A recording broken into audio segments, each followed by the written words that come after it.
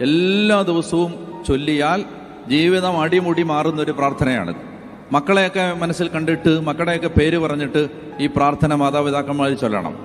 നമ്മുടെ ജീവിതത്തെ മുന്നിൽ കണ്ടുകൊണ്ട് നമ്മൾ തന്നെ പറയണം. ഈ പ്രാർത്ഥന വളരെ ശക്തമായ പ്രാർത്ഥനയാണ്. ഈ പ്രാർത്ഥനയുടെ ഒടുവിൽ അവസാനത്തെ വരി ഇങ്ങനെയാണ്: അവന്റെ പ്രാർത്ഥന ദൈവം കേട്ടു.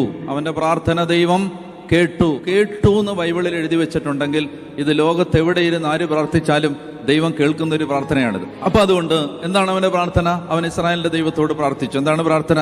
ദൈവമേ, അങ്ങ് എന്നെ അനുഗ്രഹിച്ച് എന്റെ അതിരുകൾ വിസ്തൃതമാക്കണമേ.